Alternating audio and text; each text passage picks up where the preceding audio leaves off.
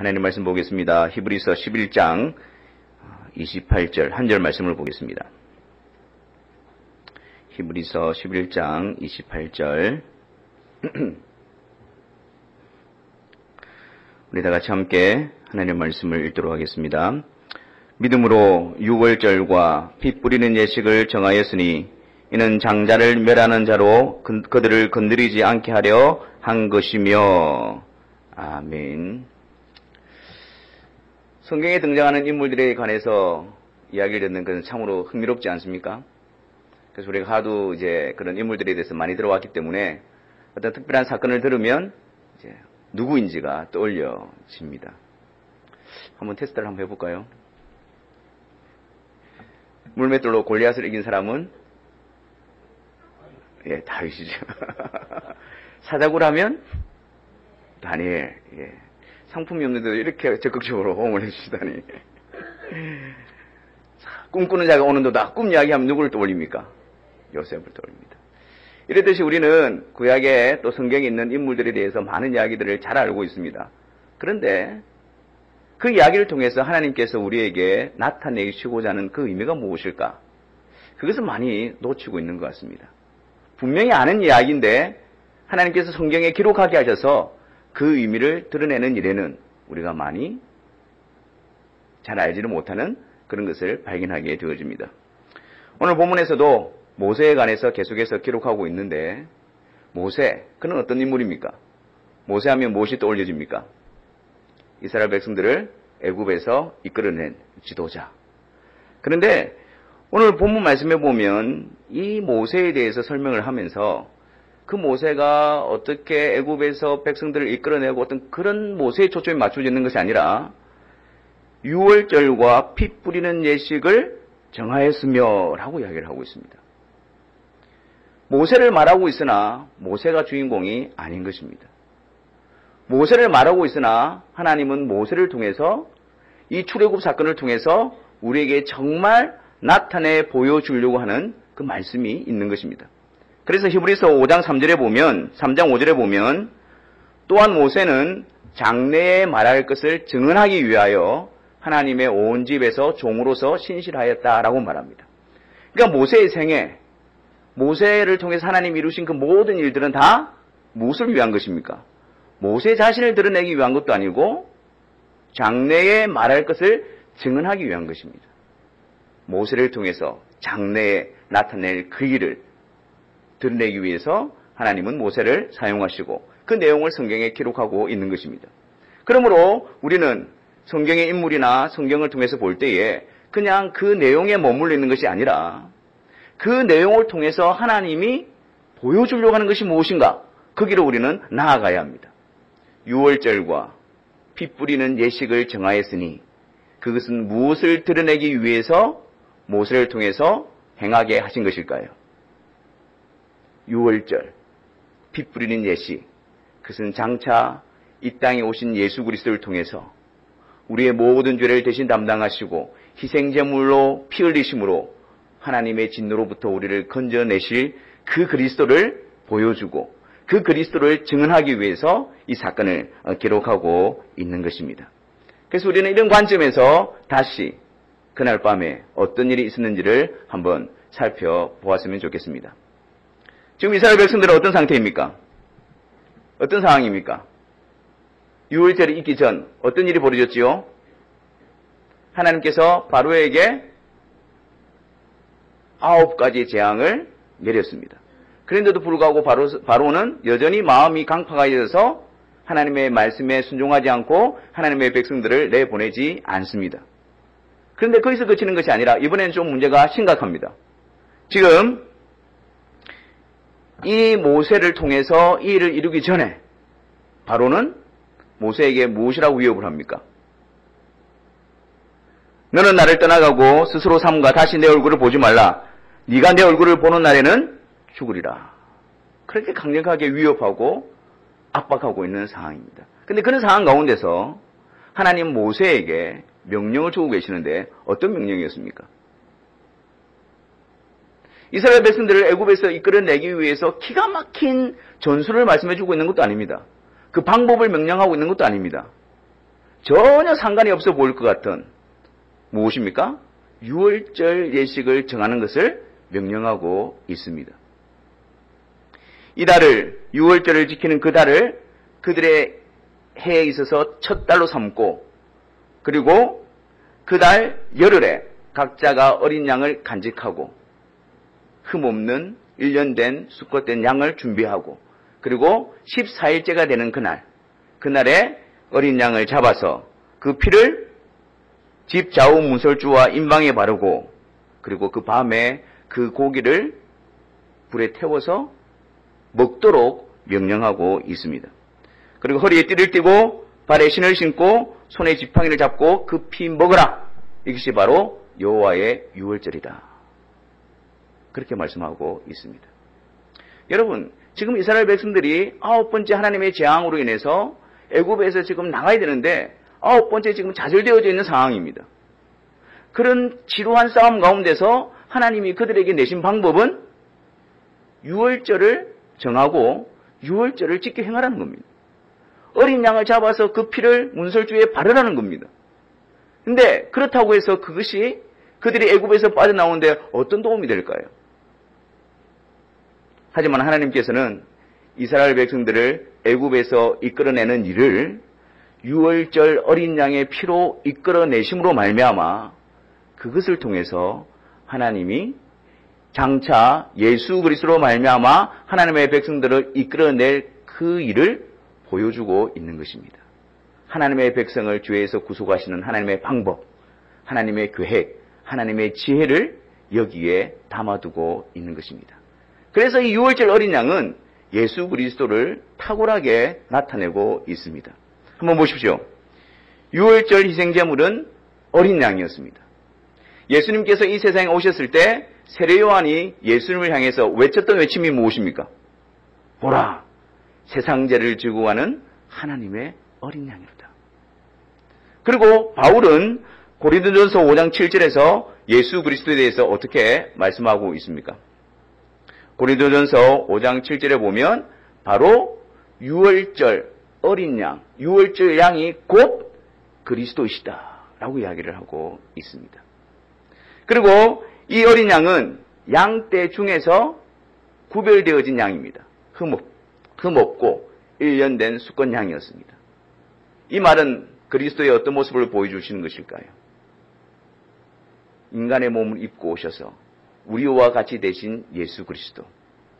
하지만 그 양떼로부터, 양떼 중에서 취한 것이지만 그 양떼로부터 분리되어져서 하나님께 드려주고 있습니다. 희생제물로 드려주고 있습니다. 무엇을 나타내는 것일까요? 인간의 몸을 입고 오셨지만 죄 없으신 예수 그리스도를 나타내고 있는 것입니다. 그리고 이 어린 양은 흠이 없어야 합니다. 아무거나 해당될 수가 없습니다. 베드로전서 1장 19절에 오직 흠없고 점없는 어린 양 같은 그리스도의 보배로운 피로 된 것이니라 라고 말씀하면서 그 흠없고 점없는 1년 된 유월절 어린 양이 곧 예수 그리스도의 죄 없으신 보배로운 그 피를 예표하고 있다는 사실을 보여주고 있는 것이지요. 그리고 또한 그 고기는 어떻게 되어졌습니까? 불에 태워졌습니다. 이것은 무엇을 의미하는 것일까요? 우리 죄를 대신해서 하나님의 진노를 받으심을 의미하는 것입니다. 불의한 우리들의 죄를 대신해서 진노를 받으심으로 하나님의 공의에 만족해 되신 예수 그리스도, 우리의 거룩함, 우리의 의로움, 우리의 구속함이 되시는 예수 그리스도, 그분을 나타내 보여주는 것이지요. 그리고 출애굽기 12장 46절에 보면 이 유월절 어린 양에 대한 규례가 나오는데 그 중에 하나가 무엇입니까? 한 집에서 먹되 피를 바른 그 집이죠.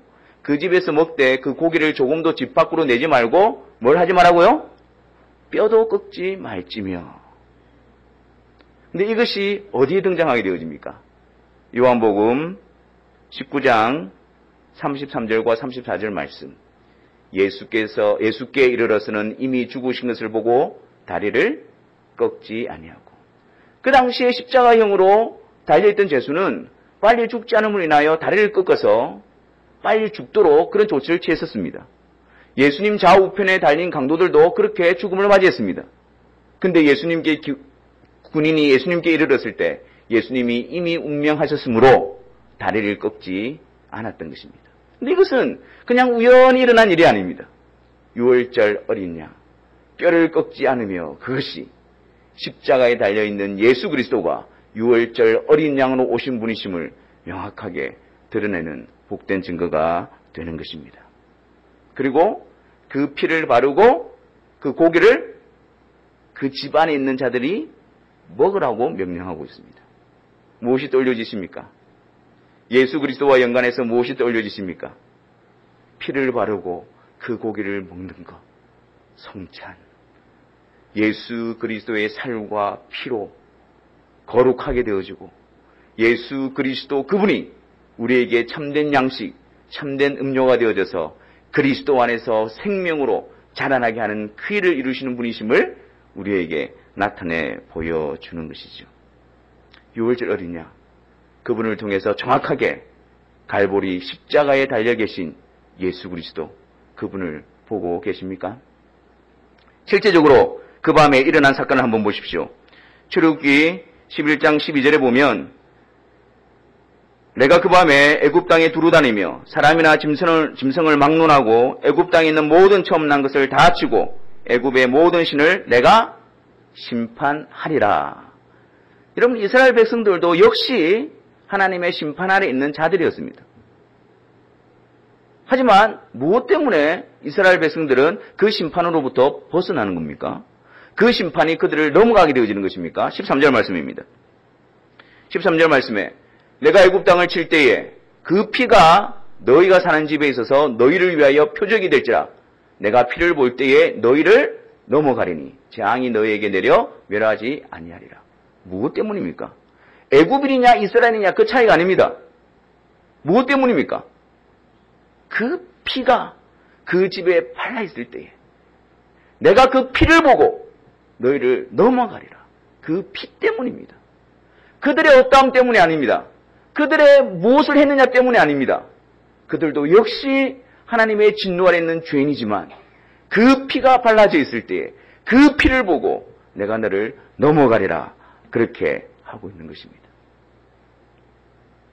우리의 종교적인 열심, 우리의 경건, 우리의 희생, 우리의 수고, 그것 때문에 하나님의 진노가 우리를 넘어가는 것이 아닙니다.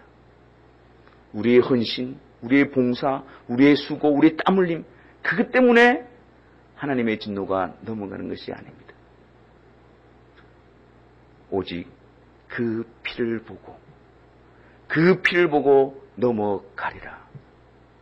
우리로 하여금 하나님의 진노로부터 건져내고 하나님의 공의로운 심판 앞에서 우리를 해방시키는 것은 오직 예수 그리스도의 피 외에는 없는 것입니다.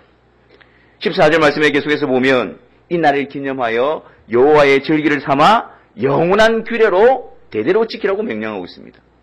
왜 이것을 영원한 규례로 대대로 지키라고 말하고 있을까요? 이것은 절대 변함이 없다라는 사실입니다. 어떤 시대에 따라서 달라진다는 것이 아닙니다. 어떤 시대에 따라서 하나님의 구원의 방법이 달라지는 것은 아닙니다. 죄인이 하나님 앞에 거룩하게 되는 방법이 다른 방법이 있는 것이 아닙니다. 오직 그 피를 보고 내가 너를 넘어가리라. 예수 그리스도. 그분만이 영원토록 하나님 앞에서 하나님의 진노를 넘어가게 하는 유일하시고 완전한 근거가 되시는 것입니다. 유월절 어린 양, 그것을 통해서 그 아들 예수 그리스도로 말미암아 우리를 구원하시는 하나님의 놀라운 계획을 보고 계십니까? 유월절 어린 양, 그것을 통해서 우리가 하나님 앞에 진노에 합당한 자였는데 그 예수 그리스도께서 대신 모든 진노를 담당하심으로 우리를 의롭게 하신 그 놀라운 하나님의 지혜와 능력을 보고 계십니까? 그것이 바로 믿음 안에서 일어나는 놀라운 은혜의 역사가 되는 것입니다. 또한 유월절 피 뿌린 예식을 통해서 우리는 무엇을 볼 수가 있을까요? 여러분, 제가 방금 아까 언급을 했지만 지금 모세가 처해져 있는 상황은 굉장히 힘든 상황이었습니다. 아까도 이야기했지만 이 바로가 이제 다시 한 번 더 내 눈에 띄면 너는 죽음을 면치 못할 것이다. 그런 위협을 가한 상태였고요. 그리고 9번째 재앙이 쏟아졌지만 매번 바로의 마음이 바뀌면서 마치 하나님의 약속이 뭔가 불신 가운데에 빠져있는 듯한 그런 상황 가운데에 빠져있는 모습이었습니다. 그리고 또한 하나님께서 명령하시는 그 6월절 예식이라는 것은 그들이 지금 당장 현실적으로 애굽에서 나갈 수 있는 그런 효과적인 방법처럼 보이지 않았습니다. 아니, 이것을 통해서 어떻게 애굽에서 나갈 수 있단 말인가? 도무지 인간의 생각과 그들의 이성으로 닿지 않은 곳에 있는 명령이었습니다. 지금 모세는 하나님의 명령을 받고 그것을 누구에게 전해야 됩니까? 백성들에게 가서 전해야 됩니다. 근데 백성들이 주여 말씀하시옵소서 그렇게 있는 게 아닙니다. 지금 백성들도 굉장한 침체 가운데에 빠져 있습니다. 좌절 가운데에 빠져 있습니다. 낙담 가운데에 빠져 있습니다. 원망과 불평 가운데 가득 채워져 있습니다. 이제 더 이상 모세를 믿지 못하겠다. 이제 더 이상 불신한 가운데에 그들이 빠져 있습니다. 근데 그들에게 가서 모세가 전해야 될 말이 무엇입니까? 하나님이 내신 방법, 6월절 예식입니다. 지금 이 애굽에서 나와야 되는데 지금 그들을 앉혀놓고 어린 양을 잡아서 그 피를 바르고 그 고기를 먹고 이렇게 하나님이 내신 규례대로 행하라. 지금 그 이야기를 해야 되는 겁니다.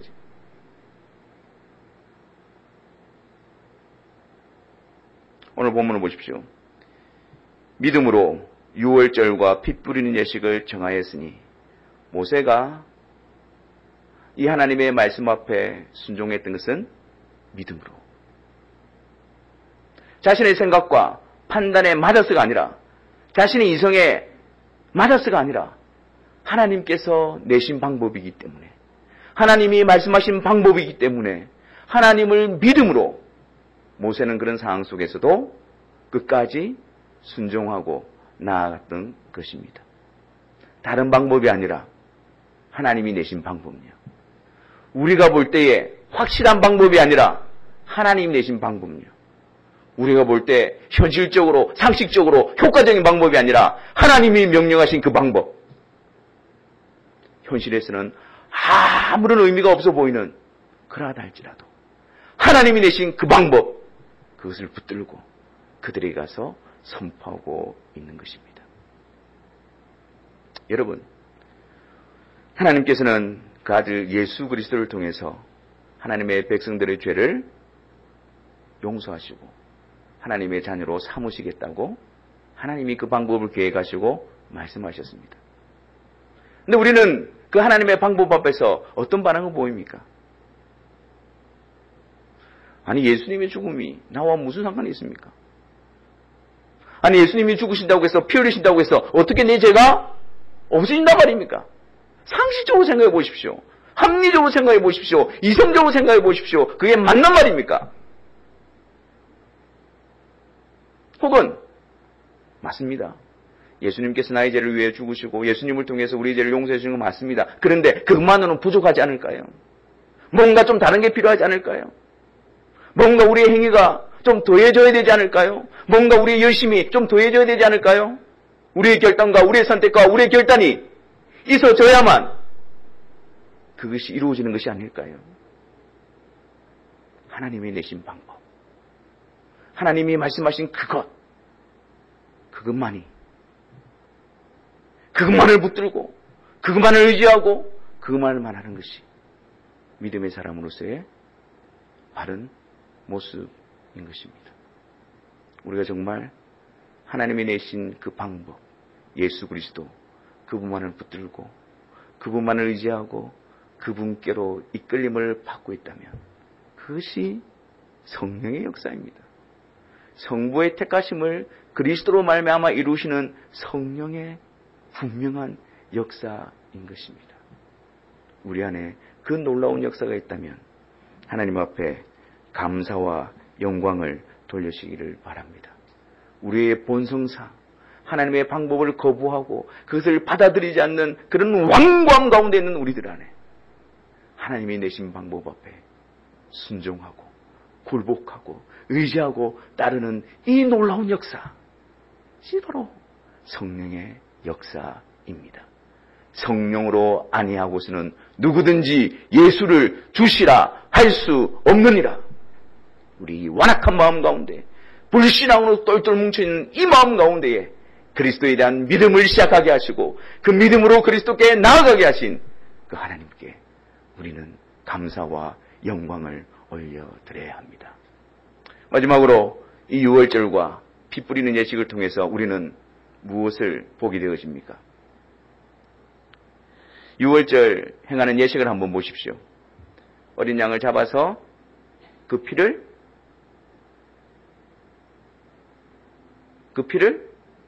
문설주에 어떻게 바릅니까? 22절 말씀을 보겠습니다. 우슬초 묶음을 가져다가 그릇에 담은 피에 적셔서 그 피를 문 인방과 좌우설주에 뿌리고 아침까지 한 사람도 자기 집 문 밖에 나가지 말라. 자, 양을 잡았어요. 그럼 그 피를 그릇에 모읍니다. 양이 피를 흘렸지요. 근데 그것을 우슬초 묶음을 만들어서 적셔서 거기다가 뿌리는 겁니다. 자, 하나님의 진노가 어디를 넘어간 것입니까? 그 피가 뿌려진 그 집을 넘어간 거예요. 우리는 여기서 두 가지가 구별되어 있는 것을 주목해야 합니다. 그 양의 피 흘림과 그것이 그 집에 뿌려짐을 우리는 기억해야 합니다. 이것은 그리스도에 대해서 무엇을 말하는 것일까요? 예수 그리스도는 십자가에서 하나님의 택한 자들의 죄를 대신 담당하시고 그 죄에 대한 진노를 대신 받으심으로 말미암아 피를 흘려 주셨습니다. 그리고요.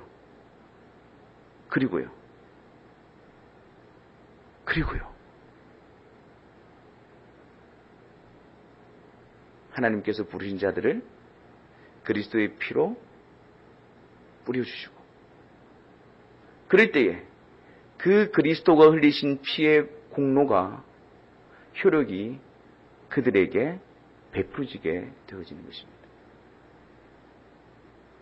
나는 예수 그리스도께서 십자가에 피 흘리신 걸 알아. 거기에 안주해 있어서는 안 됩니다. 당연히 예수님 십자가에 피 흘린 거 알지. 거기에 머물러 있어서도 안 됩니다. 그 흘리신 피가 나에게 뿌려졌구나. 그 흘리신 피가 나에게 적셔졌구나. 그 흘리신 피가 나를 바르고 있구나. 그래서 그 십자가에 달리신 주님이 나와 상관없는 주님이 아니라 나의 구주이시구나. 십자가에서 고통받는 그 주님이, 죽으신 그 주님이 다른 사람이 아니라 나의 죄를 대신 담당하신, 나의 죄를 위해서 죽으신 바로 나의 주님이시구나. 그런 확신이 우리 가운데에 자리 잡고 있어야 합니다. 피 흘리심은 하나님이 택한 자들의 죄를 속죄하기 위해 이뤄놓으신 근거입니다. 피 뿌림은요, 그 공로를, 그 보혈의 능력을 하나님이 부르신 자들에게 베풀어 주심입니다. 피 흘려 주심과 피 뿌려 주심이 이루어지게 될 때에 우리는 그리스도의 공로 안에 있게 되어지는 것입니다. 우리가 수요기도회 때 레위기를 보고 있는데요. 5가지 제사 제도에 대해서 지금은 살펴보고 있습니다. 거기 보면 고운 가루로 드린 것이 소제, 한 가지를 빼고 4가지는 전부 다 희생제물을 가져오게 합니다. 근데 여러분, 우리가 성경을 보면서 발견했던 내용이 무엇이지요? 평소에 우리는 생각할 때 희생제물을 가져다가 제사장에 갖다 두면 제사장이 모든 것을 알아서 처리하는 줄 알았습니다. 그런데 성경을 자세히 보니까 그러지가 않습니다. 희생제물을 가져와서 가져온 그 사람이 어떻게 합니까? 그 머리에 안수합니다. 이 안수한다는 말이 무슨 말입니까? 자신과 그 희생제물을 동일시키는 거예요. 그리고 자신의 죄를 그 희생제물에게 전가시키는 행위입니다. 그러고 난 다음에 그 희생제물을 누가 잡습니까? 본인이 직접 잡습니다. 그리고 피를 흘리고 각을 누가 뜹니까? 본인이 직접 합니다. 제사장은 그 각을 뜬 희생제물을 불에 태워 하나님께 드리고 그리고 흘린 그 피를 가지고 뿌리는 일을 감당합니다. 왜 성경에서는 이 일들을 분리시키고 있는 것일까요? 희생제물을 가지고 와서 그 희생제물이 피 흘리고 닭을 뜨고 살찌지는 이 모습은 누구의 죄 때문입니까? 자신의 죄 때문입니다. 나와 상관없는 일이 아니란 말이에요.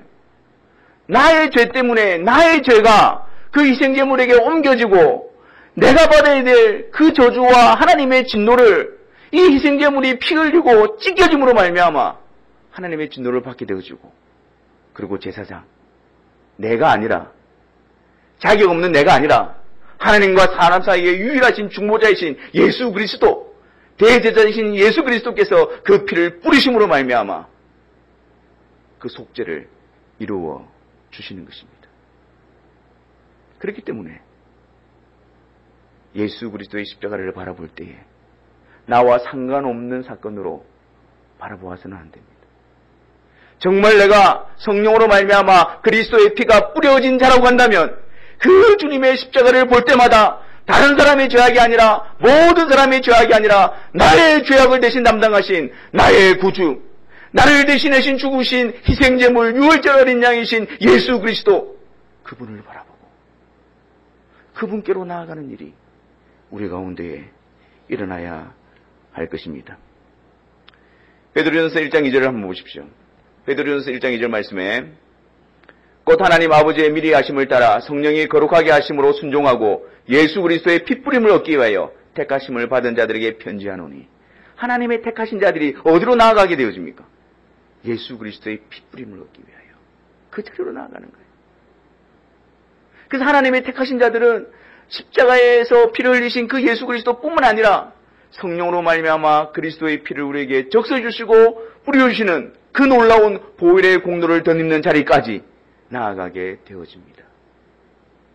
우리가 그리스도의 피 흘리심만 아는 자들이 아니라 성령으로 그리스도께서 나를 위하여 피 흘려 주셨음을 믿음으로 고백하는 피 뿌려짐의 은혜 가운데 우리가 세워져 있습니까? 그것을 어떻게 할 수 있습니까? 어떻게 할 수 있을까요? 히브리서 10장 22절 말씀입니다. 같이 한번 읽어보겠습니다. 우리가 마음에 뿌림을 받아 악한 양심으로부터 벗어나고 몸은 맑은 물로 씻음을 받았으니 참 마음과 온전한 믿음으로 하나님께 나아가자. 그리스도의 피가 흘려지고 그리스도의 피가 우리에게 뿌려졌다면 우리는 하나님 앞에 의로운 자로 세워진 자들입니다. 하나님과 화목하게 되어진 자들입니다. 하나님의 백성이 된 자들입니다. 실제적으로 하나님과 함께 거하는 자들입니다. 그렇기 때문에 피 뿌려진 자들에게는 반드시 이 두 가지 역사가 나타납니다. 첫 번째가 무엇입니까? 악한 양심으로부터 벗어나고 그 다음에는요 참 마음과 온전한 믿음으로 하나님께 나아가는 일이 우리 가운데 실제적으로 일어나게 되어지는 것입니다. 내가 정말 그리스도로 말미암아 핏불물을 받았는가? 내가 그리스도의 피에 적셔져 있는가? 그리스도의 피가 발라져 있는가? 내 안에서 육신의 생각과 하나님의 말씀을 대적하는 그 모든 모습들이 점점점 약화되어져 갑니다.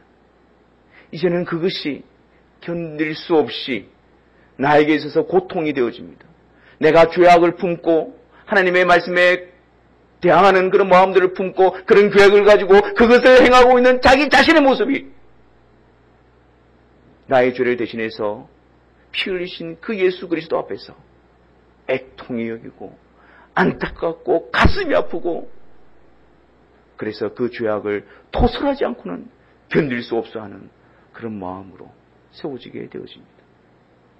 동시에 참 마음으로 하나님과 교제를 누리고 하나님을 경배하고 하나님을 섬기고 하나님께로 나아가는 그 일에 진정한 기쁨과 즐거움을 누리게 되어집니다.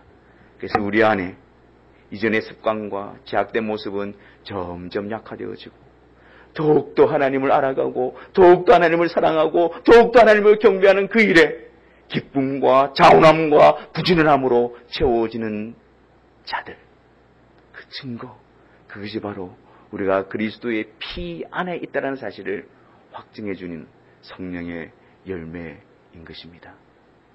사랑하는 성도 여러분, 우리는 어떤 자입니까? 단지 그리스도께서 우리를 위하여 피 흘려 주셨다는 사실에만 머물러 있지는 않습니까? 아니면 주님께서 나를 위해서 피를 뿌려주시고 내가 그 피 안에서 의롭다함을 받은 자이라는 확신은 가지고 있지만 그런 자로서의 열매가 우리 삶 가운데 나타나고 있지는 않습니까? 오늘 이 말씀을 통해서 우리 자신들을 한번 돌아보는 시간이 되어졌으면 좋겠습니다. 나는 예수님의 피 흘리심을 믿드나 그 피로 거룩하게 되어진 증거와 열매 없이 계속해서 하나님의 말씀에 대적하며 방종의 삶으로 나아가고 있지는 않은가? 아니면 그 예수 그리스도의 피로 말미암아 깨끗하게 되어져 악한 양심으로부터 벗어나고 하나님께 더욱더 참마음으로 나아가는 일이 우리 가운데에 율법적이 아니라 드러내기 위한 것이 아니라 정말 우리 삶의 생명으로서 기쁨으로서 자리 잡고 있는가 우리 자신들을 돌아보아야 할 것입니다.